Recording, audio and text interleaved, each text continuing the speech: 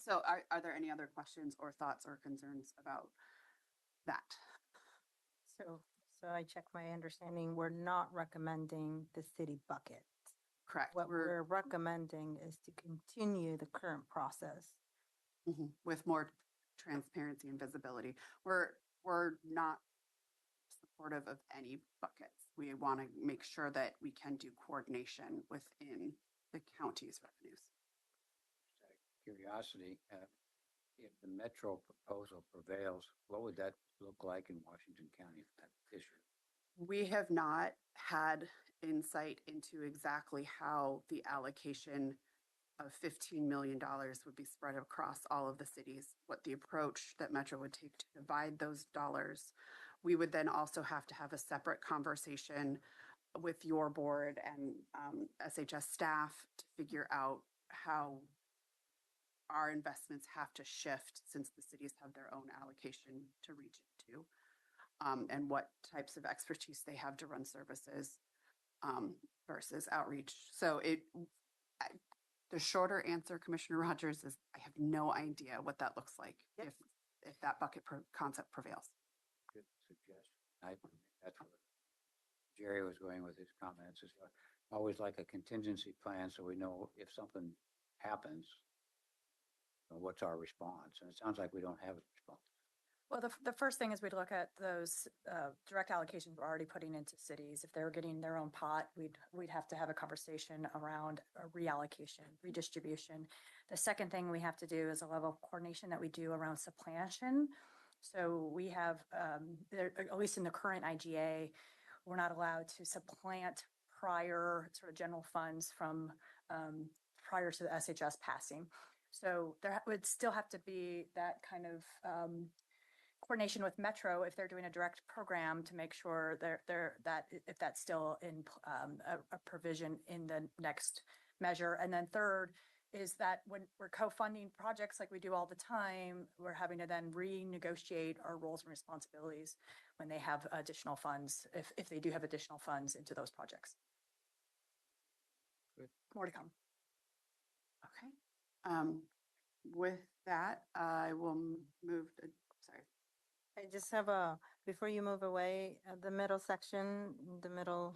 The housing portion. development. Yeah. Molly, I'm going to be hopeful and be pretty hopefully ambitious and aspirational in this comment. Now that we're having the conversation to expand the allowable use in this, do you see a potential opportunity to include home ownership in that? Oh, and well, I would honor whatever it ends up getting. We'd have to go. Affordable housing development. The Affordable Housing Development Program already allows for home ownership. We don't have to add anything more. Okay. It already exists. We're promoting, at least initially, to meet the initial needs of the housing production goals to meet POP A and POP B. There could be a future where we have met all those needs in our housing production plan and with the housing needs analysis that we could contemplate other uses of the affordable housing that gets to different income streams. Okay, I'll move to slide 9. The final allocation is something that we tend to talk around, and there hasn't been a clear conversation with Metro. But currently, under the terms of the IGA that we are required to hold 2 types of reserves: the stabilization reserves, which in the IGA states is a minimum of 10% of the budgeted program, and then a second of contingency reserves that cannot exceed 5% of the budgeted program. We've run into large conversations around those reserves and what is and isn't required and when and how they can be used. And that conversation is ongoing, and you'll hear more about it in January. But Metro's proposal this column isn't, I would say, clearly written out anywhere, but we have heard in conversations that there's the possibility of a regional reserves fund as opposed to a county by county. We have concerns about that for best practices and passing audits. Not having a reserve that meets our own policies puts us in a bit of a quandary of how to proceed, and relying on a regional reserve seems We could. And others risk that Yep. way. Yeah, so what we are, you'll see included in the potential recommendations is that we need to keep our reserves within the county's budget, in compliance with county policies, auditing requirements, budgeting best practices. I think we use auditors in the document that you've seen from the tri-chairs, but this is basically making sure it's clear that reserves will be preserved, it will be in place, and they will be in accordance with best practices and our requirements. Any questions on that? So we'll move now into out of allocations of those funds, and into the use. And this is kind of duplicative of the conversation we just had a bit above, but realistically, this is one of the big things that has been the center of this conversation. As stated before, they don't believe we can use SHS funds for the construction, preservation, or expansion of affordable housing. Metro's proposal obviously says we'll expand that use to cover those things into that bucket. But again, as I think our conversation has highlighted, we're not exactly sure how it'll be prioritized, spent, leveraged. Instead of that bucket, again, we are looking at moving it into an allowable use for counties to acquire, convert, preserve, construct, or expand affordable housing, focused on furthering the goals related to the serving of populations A and B. What that means is we are staying true to the initial mission of SHS and saying when we prioritize these funds, we are making sure we are meeting those population A needs, those chronically homeless needs, and population B, those otherwise experienced homelessness, so that we're creating that focus of attention on that hardest to serve population, where we are trying to expand our resources. That's the point of the SHS measure. The other piece of that is, and we talked about that budgeting technique, but we also want to be able to accumulate funds over years, because $500,000 here isn't going to get us a whole lot in leveraging those funds for the development of affordable housing, but we also don't want to be held to account for carrying balances forward. So the carry forward conversation of, we want it to be clear that if we are going to expand resources to cover affordable housing, that we can accumulate those funds without being held in public fashion as not spending all the funding. And then we're also acknowledging that as we're talking about changing the governance structure and adding this in, if there's a potential for regional housing strategy and a potential for regional key performance metrics, and housing could become part of those goals. So long as it is not to the detriment of the services we are trying to preserve. So we pay for services, we meet the initial intention of the measure, and additional funds that go towards affordable housing come after that. So we don't get stuck in metrics that say you have to build X number of units a year. We say we will build units if revenues allow, because as everyone has noticed in this conversation, we can't do all of the things. Sometimes there's just not enough funding, and we want to preserve services as the primary focus of what the voters passed in 2020, and move that forward into leveraging those funds for housing development. That was a lot of words. I'm going to breathe for a second. Welcome questions, conversation, direction. Does it seem like a reasonable approach? Seems like a reasonable approach. I'm just concerned about the lack of specificity. Because I don't think, my sense is Metro's not going to agree to this on we promise to do this, but there's no hard commitment to dollars. So in other words, their perception, what I've understood in previous meetings, their perception is that we're spending more money than we actually need to spend on the program.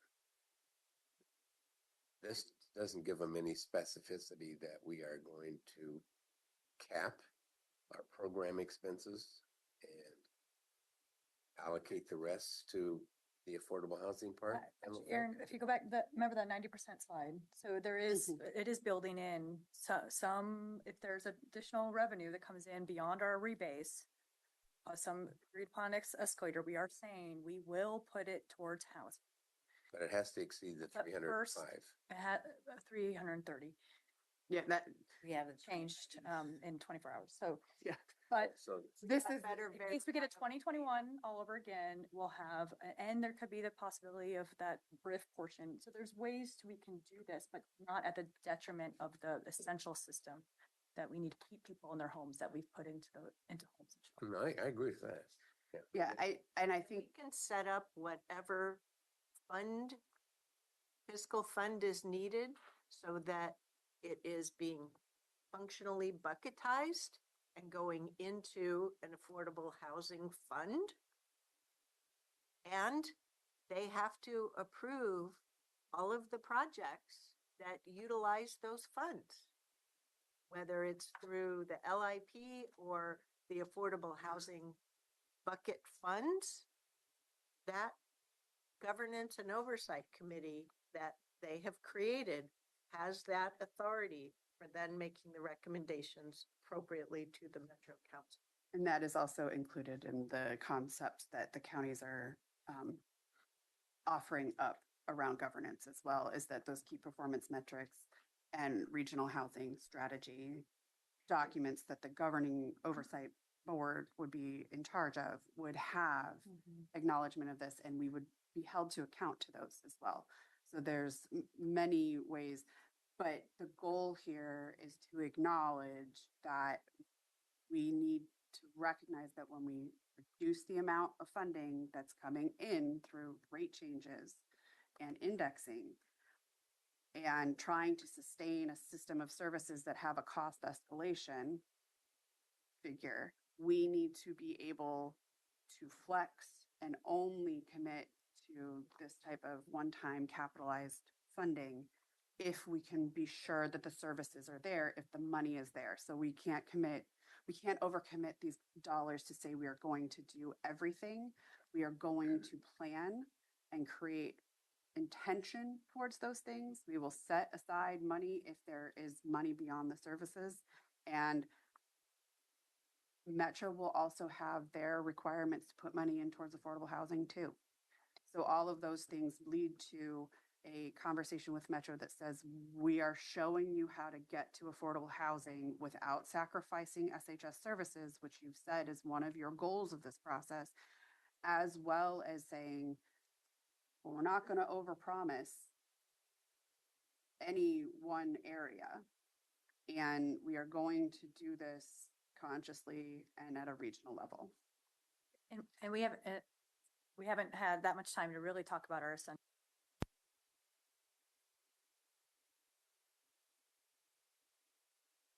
pipeline towards that 500 goal. So we have an unidentified gap of 52 million that at some point future, if there are additional funds that or a portion of our carry forward could help us offset that so we can move those projects forward sooner. So we've already made intentionality around us for housing pipeline. So in essence, we've created our own buckets.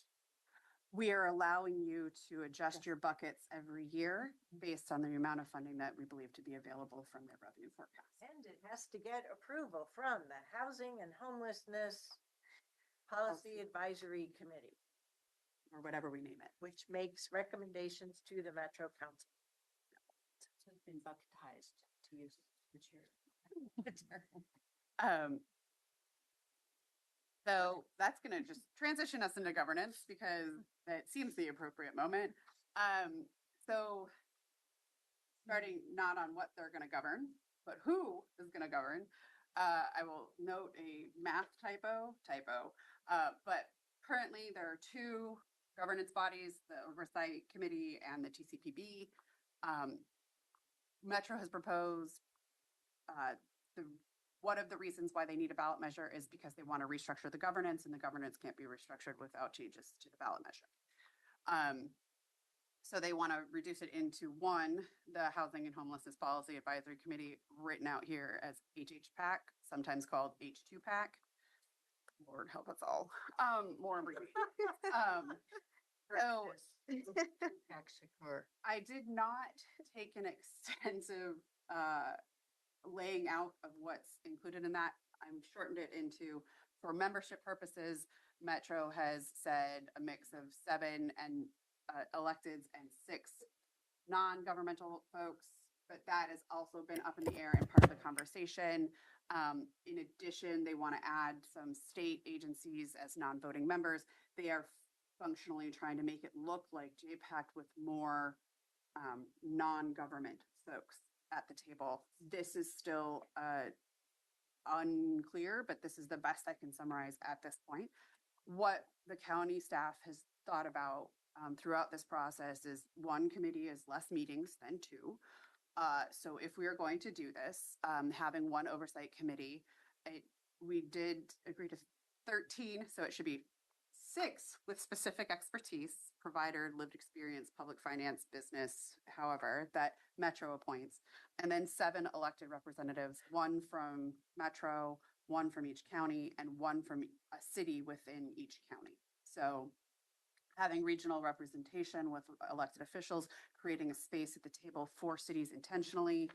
And then we, of course, always welcome having subcommittees that can provide that technical assistance up to the advisory committee through reports. So if you're thinking of the JPAC model, it's the TAC, so those technical advisors, and there could be more than one, whatever. It's just more time for staff.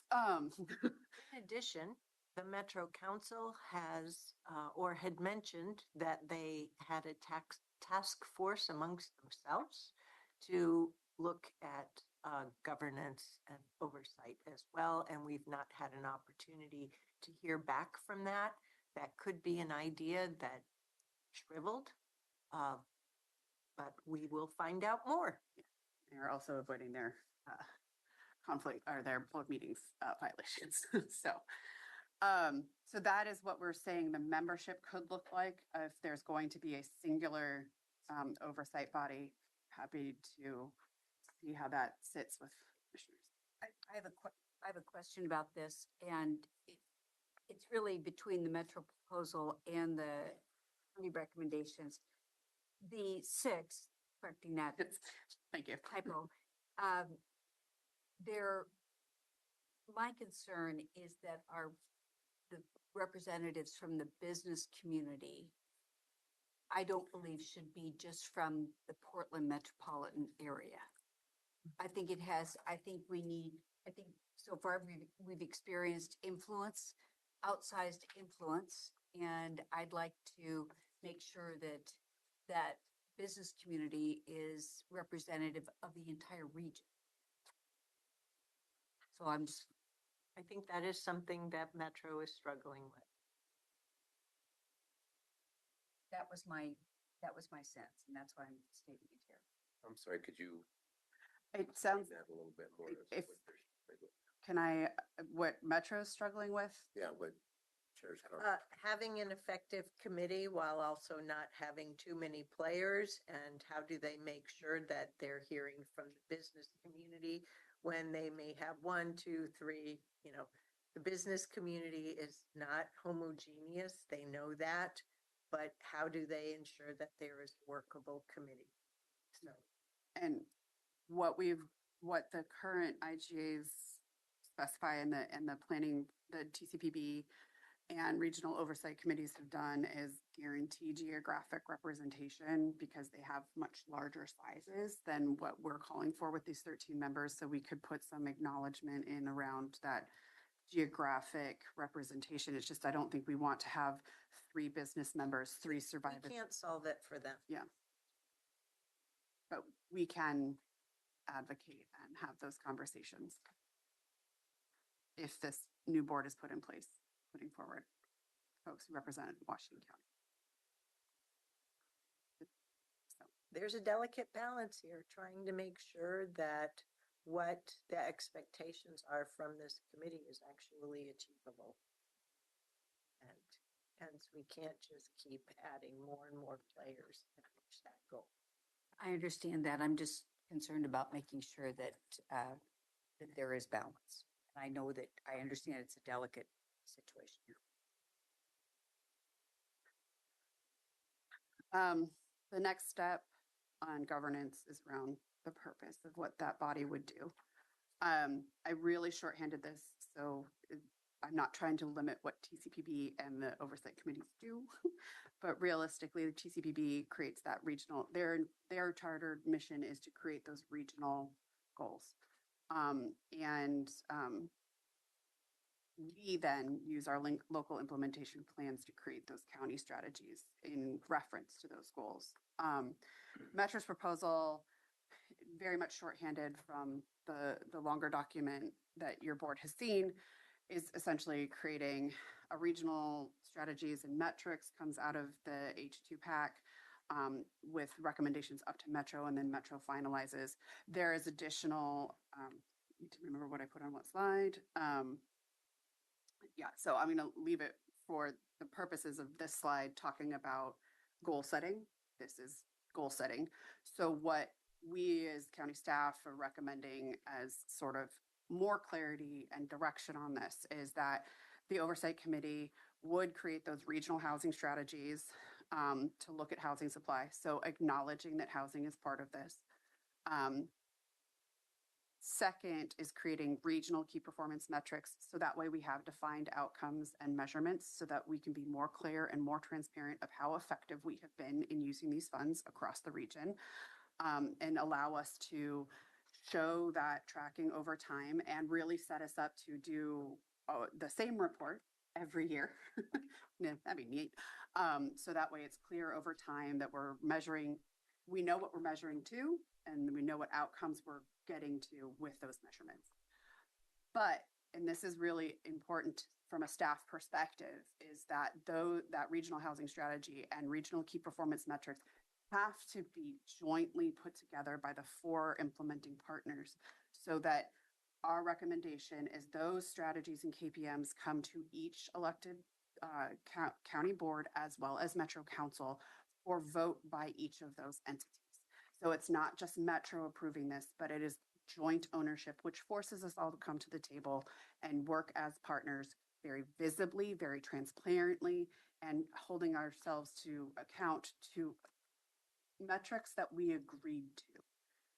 And that your board has the moment with the public to have that conversation and that public moment of voting and saying, we are committed to this partnership and these metrics and these plans. That's, I think, key from what we have heard your board talk about how do we put partnership back into this partnership. And we think that this is a solution to that. Questions, concerns, always concerned. Okay, I'm not hearing any, so I'm not gonna wait for it. The governance part from my standpoint is, what can you live with? Mhm. Tell me you can live with this? Okay. But if you can't, speak up. Are you talking to staff when you say that, or to the rest of us? Staff, they're the ones got to live with this thing. I don't agree. I think that there's a lot in here that we have to live with as well. And that's why I raised the other concern. So all due respect, I think it's something that we have to be really looking at carefully here. We are one Washington County, we live it together. Well, I understand staff has to Yeah, implement. to implement it. Yeah, They don't I have to understand deal that. with every day. But you all have to provide us the direction. So so When I look at this, excuse me, no, please. when I look at this, what I look at is, are we adequately represented in influence and power base in HPAC? So that's H2PAC. That's where I look at it, because I don't want the tail to be wagging the dog, so to speak. And that's my concern as I look through all of this, I don't think that this environment of housing services, supportive housing services, and affordable housing can be, I don't think we can just take the JPAC bottle and set it down on top of it. Mhm. So I think that there's nuances here that are really important for us to be looking at. That's why I have a lot of interest in hearing what my fellow commissioners have to say and being reflective, because I've seen it in action, that we need, our county is not the same as Multnomah County or as Clackamas County, and our needs and our approaches have to be, we have to have a platform for those, and that this is the platform. Mhm. So that's why I'm really concerned about it.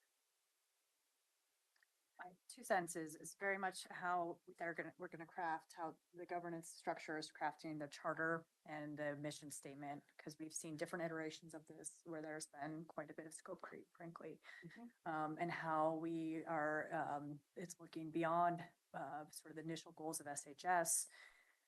How do we ensure, different special interest groups aren't trying to essentially change those initial goals as a part of what a membership composition and balance of representation. We hear everything from, we need to focus just on unsheltered homelessness. We hear everything, we need to focus just on housing production. Now we're hearing we need to focus, on,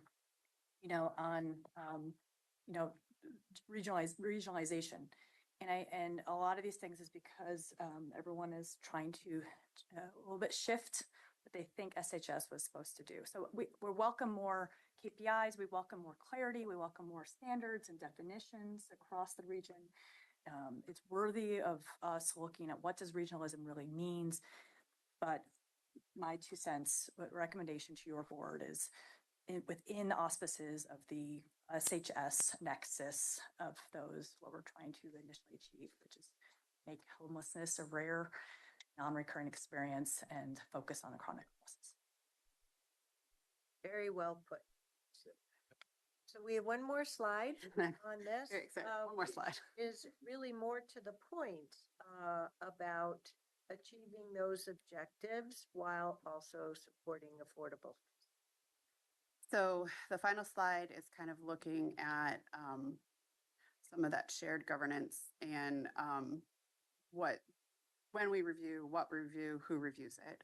So currently, the SHS Oversight Committee is really that body that has that active engagement with our annual plans and reports, gets the information that they need.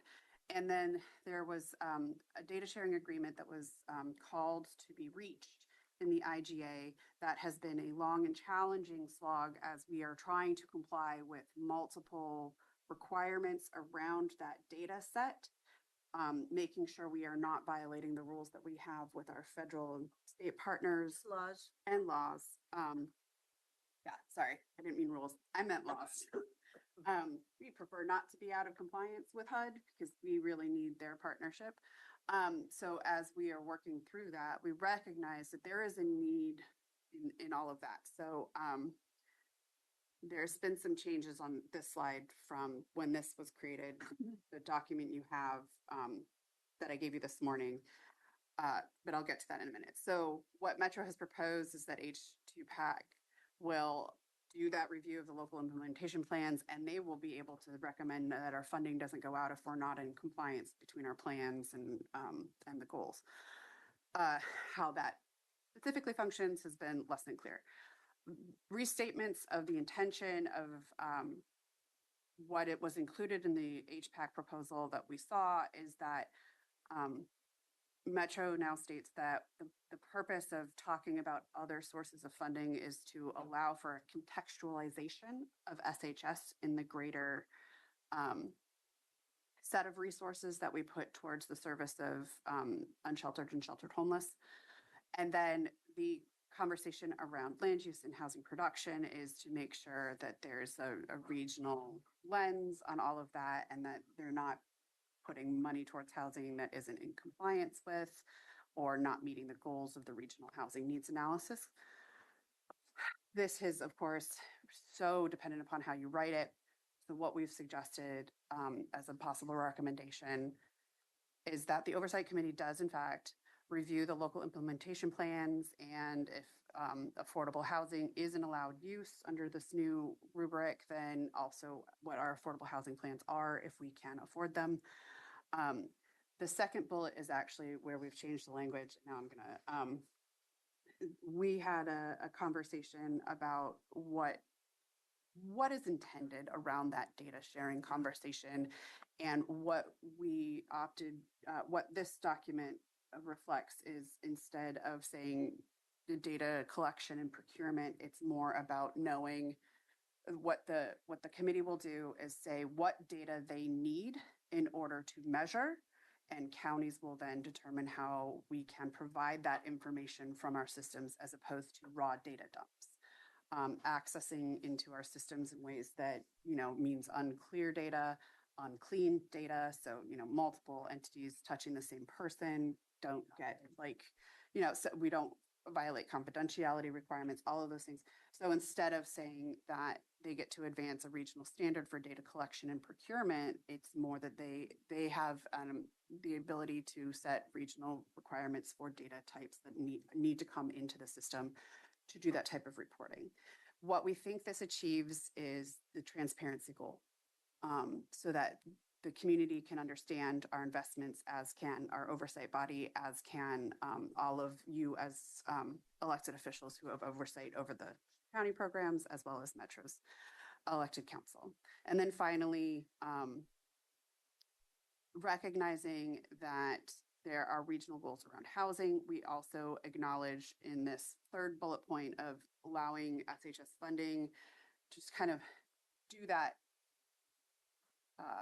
review of what's in the way, and if SHS funding is a means to getting barriers out of the way for the development of housing specific to the state identified housing needs that serve homeless populations A and B. So again, like Molly said, tying this back to the original measure, we're not doing housing for all with SHS funding.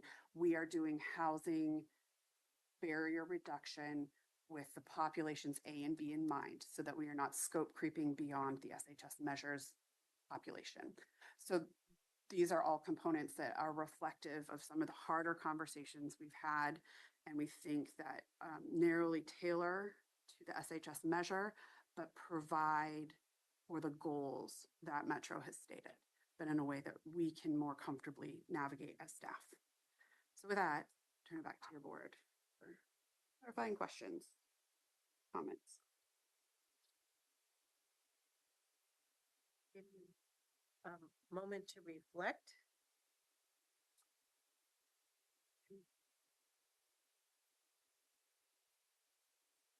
I'll make a comment and just ask a question, my application. My comment is that for both Commissioner Willie and the chair, I thank you. This is a lot of work, and the more you get into it, the more complex, because there's nuances, iterations. I always look for who's got the trump card. And could Metro unilaterally make any decision it wants? That's a legal question. Or do they really have to consult more than just lip service? Could they just say, this is what we're going to do? Yes, Metro could just refer the ballot measure that they choose to refer. Nothing that these recommendations do bind this county to any county board or county staff to any action statement or information. If there is a referral, it is up to elected officials to have that conversation publicly. We will answer questions. But yes, Metro can put out whatever ballot measure it wants to reform this measure. Any conditions that they want as well. Yes. Yeah, which makes it frustrating for the two who are down there representing. So I do think, putting on my political hat, if they go forward with a ballot measure that does not appear to have the support of any of its implementing partners, serious questions will be asked by the public who already don't trust the system. Actually, your representative.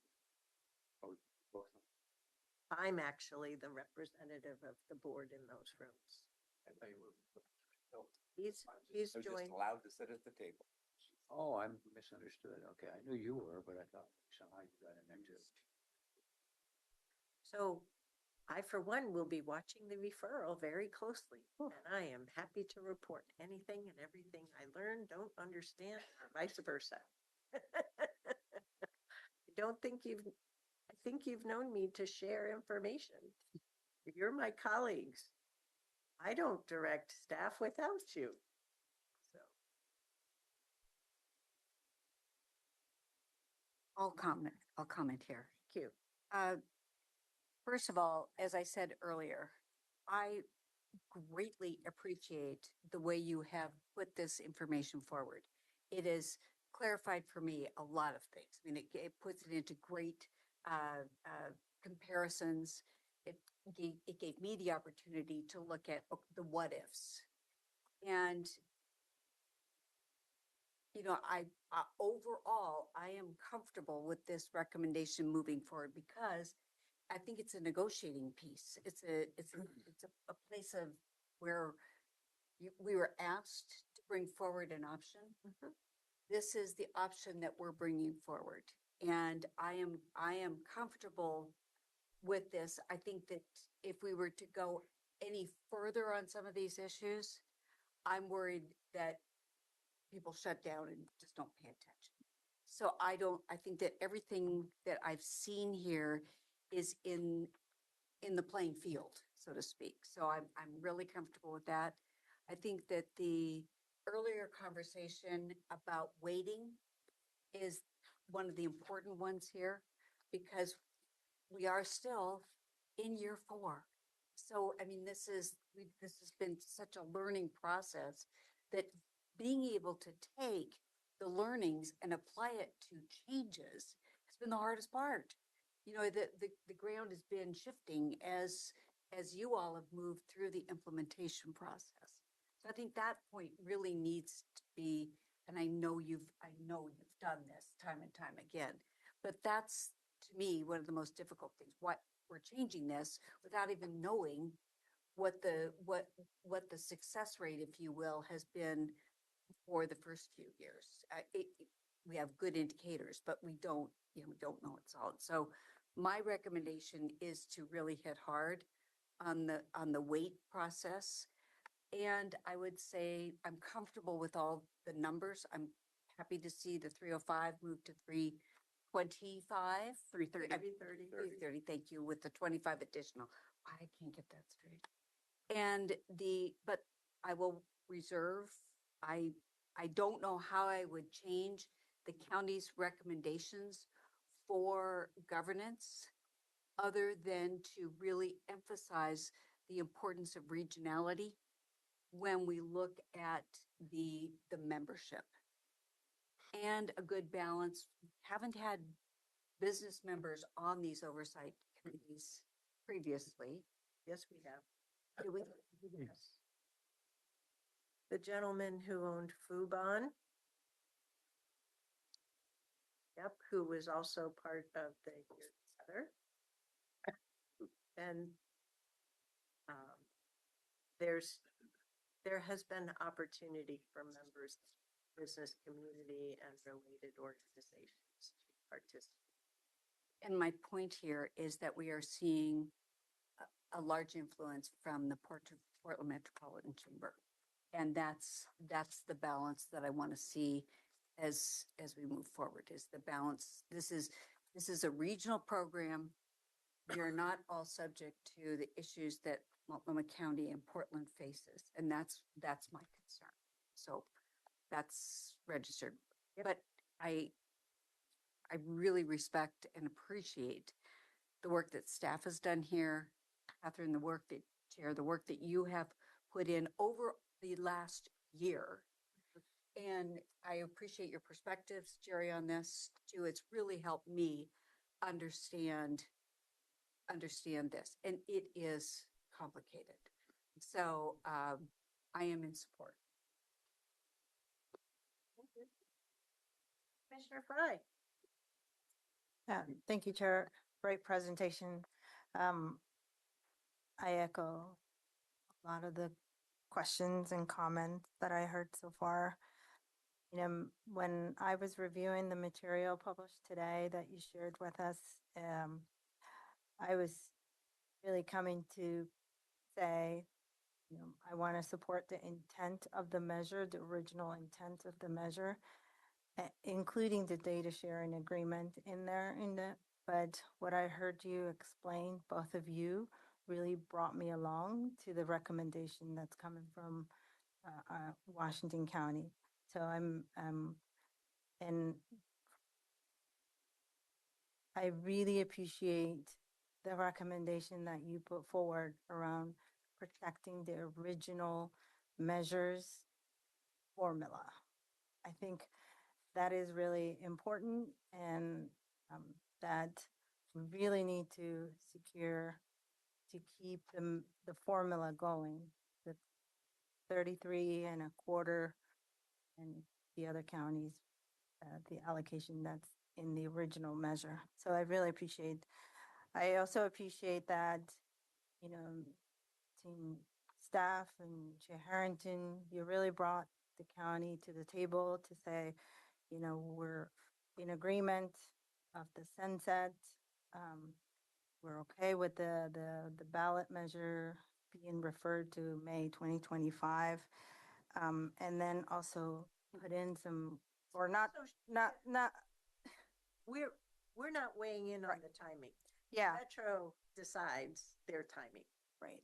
But what I heard from this conversation was we were not countering, right? We're not presenting this as a counter proposal. This is a To the series of 2020. potential recommendations, but if you're the direction of positioning as to where this county sits related to a May 2025 referral has not been made part of this series of recommendations. Right. That's what I was referring to. I have not, we're not, okay, yeah. Weighing in. We're not weighing in on that. So I, And part of that is because Metro Council is very clear. We're the decision makers here. In addition, we're on this very swift timeline. So we're doing a great job of being fellow journey travelers and trying to bring thoughtful comments, recommendations, considerations to their deliberations. But it's, for clarity's purposes, we are recommending delaying the implementation of some of these pieces. Yes. Yes, and I Mhm. think As that we've that's talked what I about. want to make sure that we've Yep. got that clarity Yep. here. And that's tied to the content of the referral, not the when of the referral. Correct. and I would also add to that comment I was making around, you know, I think you're bringing the county along to this journey in terms of the recommendations. Um, I know you said 2028. I would have said just wait until the end of the measure, which is 2030, and then start the reform efforts. But I think we're being a player in that and trying to meet people halfway.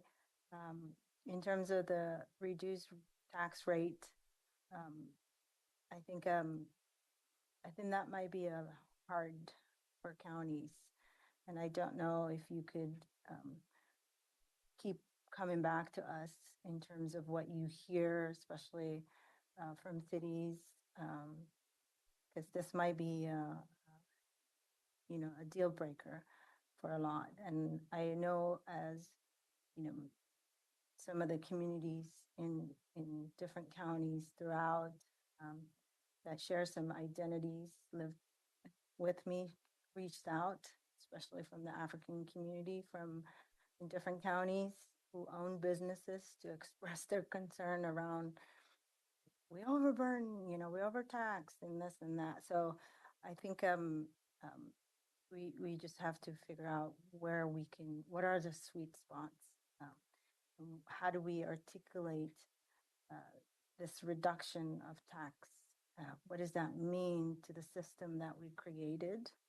And also put together some powerful stories of the lives that we've changed because of these money, the people we took from the streets, because, you know, we are grateful to the people who are giving, who make a lot more money than certain people, but then who are turning around and being taxed and willing to be taxed because they're making a difference. And realizing, you know, I had to share with them some of the PowerPoints that Washington County produced around, look at how many lives you've changed. I know it's overburdened. I know it's hard. And you feel like you're being taxed left and right, but you are making a difference. And because the blessings that you have, you are sharing with others and you're blessing others to be housed, to be in a home. So I think it's a difficult tax reduction conversation. Um, and but also it's because of this money is so many people have changed and so many people have been off the streets and into houses. So I just want to extend my appreciation to the taxpayers of making this measure possible. So saving lives ultimately and really getting people out of the streets. So I want to appreciate to all the taxpayers who are contributing to this measure, who will continue to contribute to the business owners out there. We need this measure because we've seen the impacts it has. And I think Washington County, in every county, we need to keep the intent of that measure formula. I know there are different numbers out there, different conversations in the stories around who has the most people in the streets. But first and foremost, each county needs to keep their formula. And I really look forward to what I can do to help this conversation. And Chair Harrington, I appreciate all the work and Commissioner Willie, all the conversations that you all have been participating. I've not been deeply immersed in those spaces, but I really appreciate the journey we're on. And thank you. And I think on the side at the break, one of the questions I asked you two was, the original measure had this idea or this intent to publish or to actually share revenue, the supportive housing services revenue that is collected in each county. I have not seen that information yet, but I just wanted to put that on the record. I know I asked you when we were on a break, but Yeah, we'll make a note of it and see what we can get out of Metro, who has that data. Commissioner Willie, how about you? No, I think I've talked enough in regards to the county, what county, how much counties up in there. I thought I had some notes on that it was fairly Well, consistent with we'll- population. We'll make sure that that information gets put back into this Yeah. record. Okay, I don't have anything more to say. Okay. So it does appear that we have the Washington County Board of Commissioners positively weighing in on the list of recommendations as represented by this two-pager, as well as the slide deck that will be shared at the meeting this afternoon. Thank you very much for your work towards this end. I greatly appreciate it. Our experience will continue into the new year, and as always, I will work with staff to try and ensure that we are making highest and best use of our precious and limited time. So towards that end, there's a lot standing between me and my lunch. I need some help from Ms. Angie and Ms. Courtney Duke-Dreesen. We have an executive session with regard to real property, as well as a couple of committee assignments and board and leadership communication that we were hoping to complete by 2 p.m. Do you have any recommendations for us with regard to how we proceed? I know I've already ordered my lunch. So I would suggest that your board, and I'm going to throw this out, this is shorter than usual, take a 30-minute lunch and we reconvene at 1 o'clock. And we would start with executive session and then move into the other agenda items. That allows people time to grab lunch and to make transition time. And and we'll go into executive session and then after that, Correct. we'll go into the other items. Is that okay, board? Is it okay if we eat here, if we don't get our lunch on time? Yes, Yes, absolutely. yes. Thank you. We would Yes. just start at 1 Yeah, o'clock. Yes, You can't eat. yes, yes. You were already eating cookies earlier, so I think it's spicy. That makes us growling. Okay, we'll see everybody back here at 1 PM. Thank you.